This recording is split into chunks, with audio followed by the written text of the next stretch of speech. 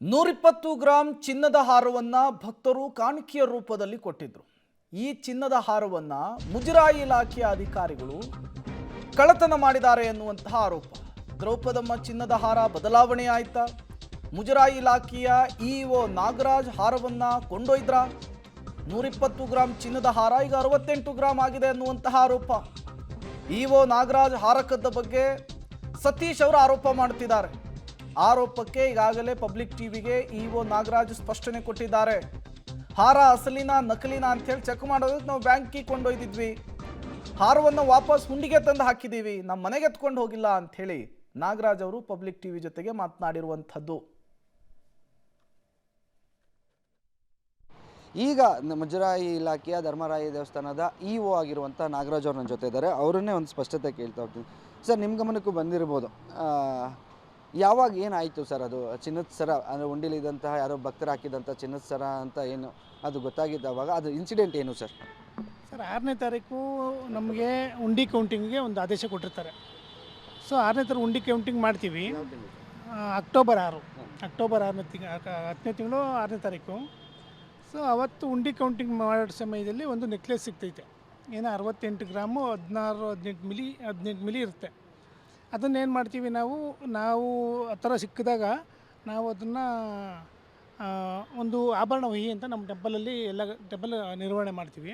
ಅದರಲ್ಲಿ ಅದು ರಿಜಿಸ್ಟ್ರಲ್ಲಿ ಎಂಟ್ರಿ ಮಾಡಿಬಿಟ್ಟು ಏನು ತೂಕ ಇದೆ ಅಂದರೆ ಫಸ್ಟ್ ಅಫ್ರೈಸ್ ಮಾಡಿಸ್ಬಿಟ್ಟು ಅದು ಪ್ಯೂರ್ ಗೋಲ್ಡಾ ಇಲ್ಲ ರೋಲ್ಡ್ ಗೋಲ್ಡಾ ಉಮ್ಮ ಗೋಲ್ಡಾ ಅಂತ ಚೆಕ್ ಮಾಡಿಸಿ ಅದನ್ನು ಅಫ್ರೈಸ್ ಮಾಡಿಸ್ಬಿಟ್ಟು ಏನು ಮಾಡ್ತೀವಿ, ಇದಕ್ಕೆ ಕೊಡ್ತೀವಿ. ಏನಕ್ಕೆ ರಿಜಿಸ್ಟ್ರ್ ತೊಗೊತೀವಿ. ರಿಜಿಸ್ಟ್ರ್ ತೊಗೊಂಡು ಏನು ಮಾಡ್ತೀವಿ, ನಾವು ದೇವ್ರ ಸೇವೆಗೆ ಅರ್ಚಕರು ವರ್ಷಕ್ಕೆ ಅಂತ ಕೊಡ್ತೀವಿ. ಅಂದರೆ ದೇವ್ರ ಸೇವೆಗೆ ಉಪಯೋಗ ಆಗಲಿ ಅಂದ್ಬಿಟ್ಟು ಅರ್ಚಕರು ವರ್ಷಕ್ಕೆ ಕೊಟ್ಬಿಟ್ಟು ಅರ್ಚಕರ ಸೈನ್ ತೊಗೊಂಡು ಆ ಥರ ಆಭರಣ ವಹಿನಲ್ಲಿ ರಿಜಿಸ್ಟ್ರ್ ಮೇಂಟೈನ್ ಮಾಡ್ತೀವಿ. ಬಟ್ ಆ ಟೈಮಲ್ಲಿ ಏನಾಗಿತ್ತು, 6ನೇ ತಾರೀಕು ಏನಾಗಿತ್ತು ಅಂದರೆ ಸಂಜೆ ಆಗಿತ್ತು ಸರ್. ಉಂಡಿ ಕೌಂಟ್ ಮುಗಿಸ್ಲಿಕ್ಕೆ ಒಂದು 4:15 ಆಗಿತ್ತು.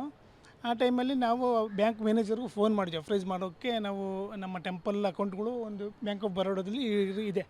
ಅವ್ರು ಫೋನ್ ಮಾಡಿ ಮ್ಯಾನೇಜರ್ ಕೇಳಿದ್ಕೆ ಅವ್ರು ಇದ್ಕೊಂಡು ಅಫ್ರೈಸರ್ ಈ ಟೈಮಲ್ಲಿ ಸಿಗೋಲ್ಲ ಸರ್, ನಿಮಗೆ ಮಂಡೇ ಬೇಕಾದ್ರೆ ಮಾರ್ನಿಂಗು ಬೇಕು ಅಂದರೆ ಕರೆಸ್ತೀವಿ, ಬರೋಕ್ಕೆ ಹೇಳ್ತೀವಿ, ಬರ್ತಾರೆ ಮಾಡಿಕೊಡ್ತಾರೆ ಅಫ್ರೈಸು ಅಂತ ಹೇಳಿದ್ರು.